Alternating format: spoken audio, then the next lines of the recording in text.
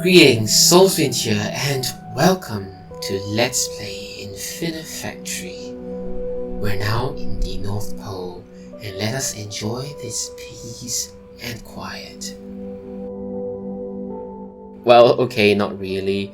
We've been captured by a group of aliens and we've been moved away to a different extraterrestrial place to help our alien masters in their factories, build their factories and produce products.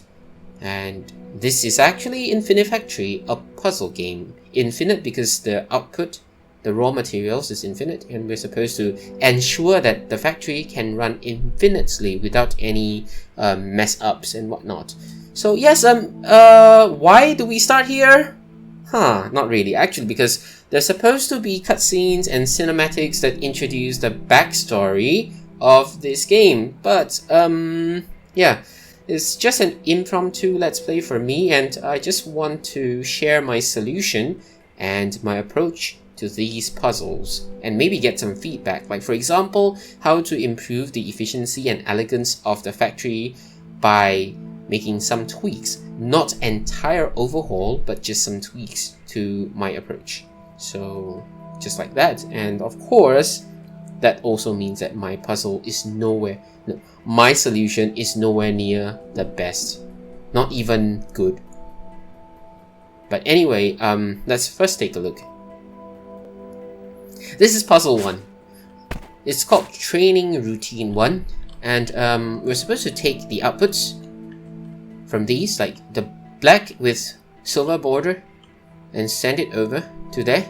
Okay, imagine all these orangey things are not here from the beginning. Let me just remove them. So from the beginning, it looks like this. I can undo, no worries. So we start with this. We're given only the conveyor belt, and we are supposed to send these that comes out of this port over to here. This submission terminal, the full silver to this submission terminal, and this mixed cube to this submission terminal over here. So we're supposed to allow the factory to at least send 10 of these cubes to each of these terminals. Of course, this is a training. Eventually we'll need to weld them together, cut them, or something like that. So yeah. So we're given conveyor belts, and my solution is this.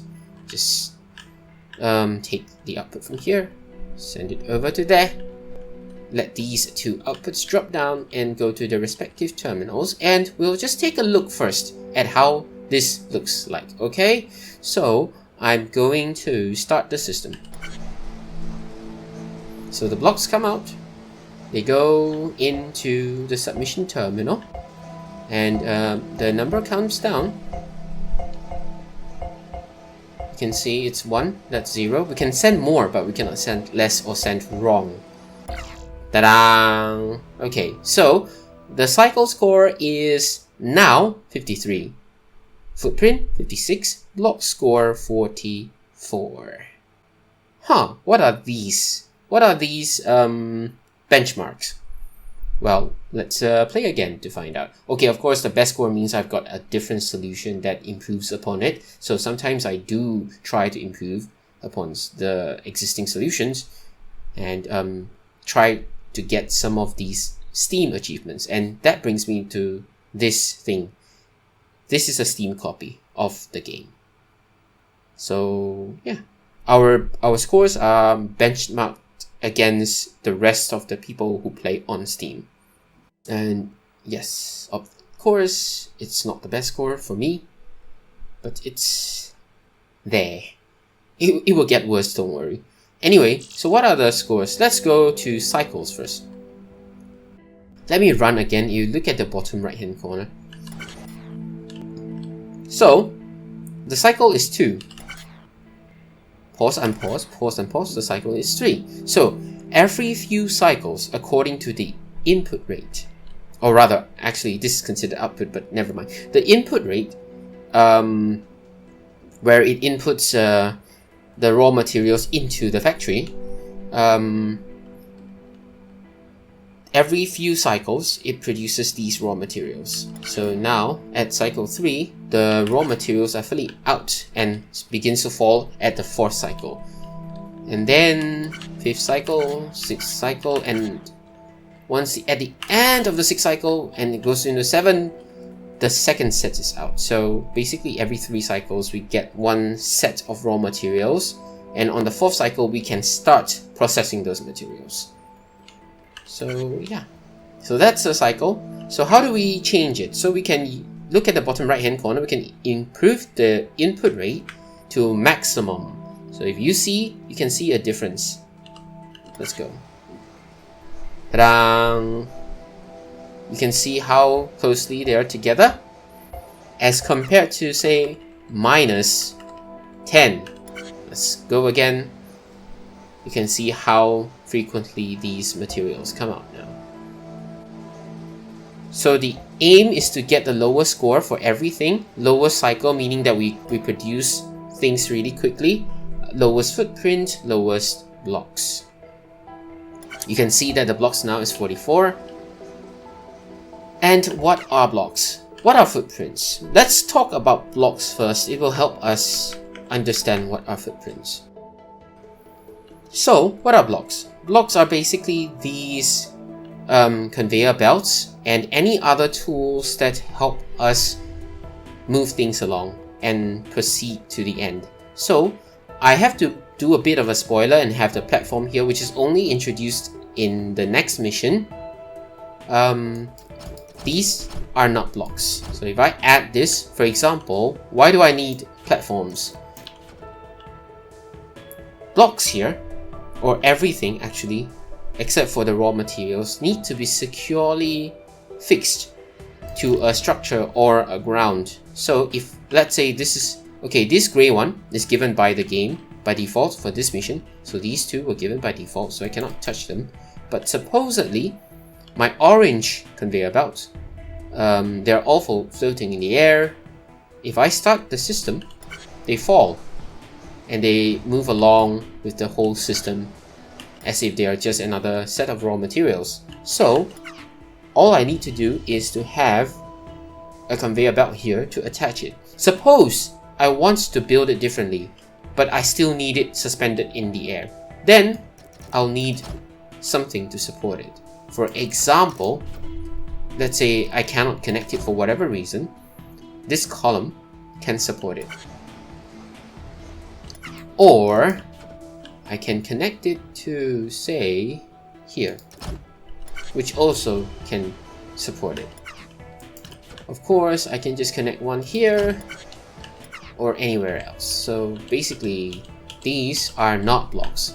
And it's 44 now, bottom right hand corner. Say I add a whole stack of maybe a few. It's still 44 blocks. Now then, what's footprint? Footprint is different. Footprint is the amount of space needed for a block of raw material or the raw materials to reach the end as a product. So basically this whole space, including these and these and this, every column that the block has to go through. So basically the material has to go through all of these, so every one of these column is one block. It's one block of footprint. So how do we tell? How do we tell? Let me just remove all of these. Okay, how do we tell? Start the system, pause the system, press P. The highlighted areas are where the raw materials will go through. Basically, if you have a conveyor belt, it just means that the raw materials will pass through. So, if I put one here, the assumption is that the blocks should pass over this, and therefore the footprint is just the conveyor belt itself. Now, let me start and pause again. Why the footprint is 42 then? Why is that so? Well, we've got 44 blocks, but the footprint's less. It's because it's a column. So it includes this conveyor belt as well. So the conveyor belt above has already accounted for the entire column all the way up to the sky. So this whole column. Oops. Up into the sky, including these, have all been accounted for by this marking over here. Oops. Over here on this conveyor belt. Same for here. So it's good to pass tools and wires and whatnot over each other because they all help in reducing the footprint. Next, because we are given these conveyor belts by default and because we're given the structure by default, okay, it starts with 42. If we pause and unpause, it's 48. Why? Because the block actually appears and passes through one more block. So in total, one of this raw material passes through 2 blocks already, even while inside the structure. This extension outside here is not considered. When it reaches the outside, right as it exits, this one is being calculated and it's 51. Why? 3 blocks all the way till the exit, right at this area before it comes out. Let's just cancel again. Do this again. Okay, just right before it comes out, it's considered footprints. So it's total of 9 footprints inside, and it's 51 because 42 plus 9. Each of them have got 3 footprints. Each of these blocks have got 3. 3 times 3 is 9. So let's just go by a bit more. Why 53? Because only the conveyor belts that we place have got the footprint marks on them. The default ones no. So as this comes out onto this conveyor belt, plus 1 more, 52. When this comes out into this column that is marked by this conveyor belt, it's 1 more, so 53. So as we move along, you see that the 53 stays and doesn't move until bing, the sound of the submission, and you see it's 54. So this is calculated as well. This is not shaded yet. This is not shaded yet. Now let's see. Let them go over there. Bing, 56. Now that's already shaded, just that we cannot really see it. I don't know why, maybe it's a bug or something, but it's that one and this one. Oh, the shading is not there. But anyway, yeah. It's basically this, this, and this. So 53 plus 3 more, 56. And that's where the footprint comes from. And we can just let it go all the way to the end. Whee! Okay, then what about the better scores? Well, I have got other solutions that help me get these achievements and whatnot, so let's take a look at them. Right, this is one of my solutions where I tried for the achievement whereby these blocks, the entire factory, cannot be higher than 1 block. So it's this. Okay, the materials themselves are not counted. So basically my factory should be only 1 block tall. And of course I need to let them circumvent everything. So this one goes around here, outside to here. This one goes here to there. And this one goes all the way behind, out to there. So if you see the whole system run, you'll understand what it means.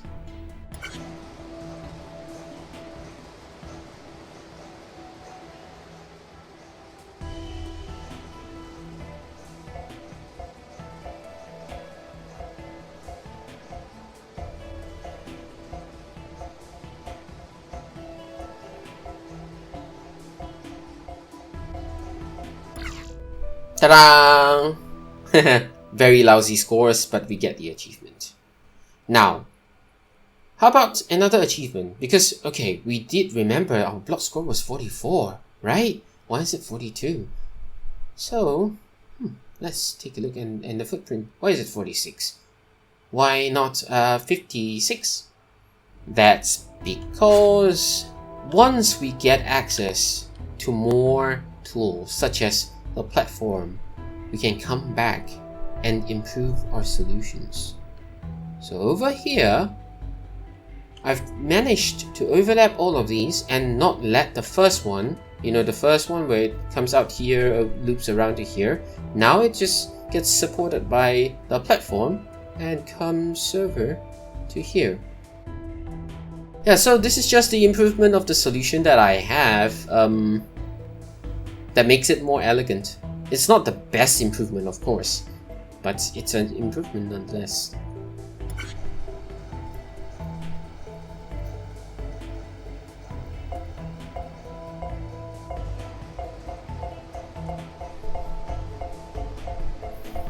So, submitted, and there it is. We've got our best scores. Yeah, so, yep, this is training routine 1. I hope my explanations were clear enough. This is really an impromptu let's play, and I just wanted to have fun solving the puzzles.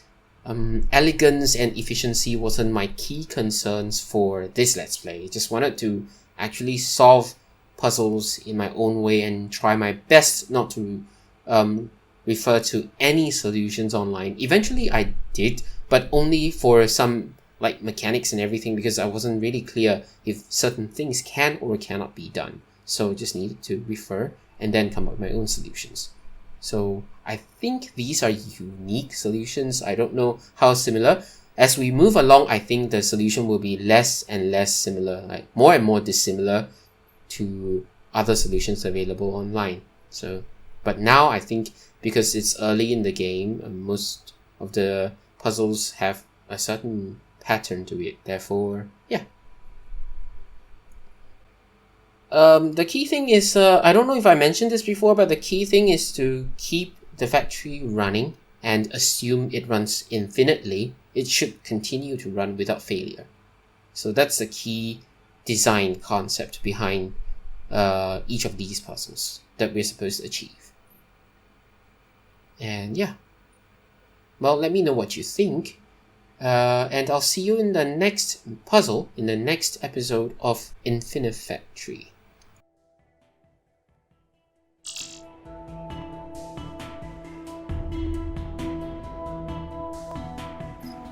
That's all I have for now. Have a nice day.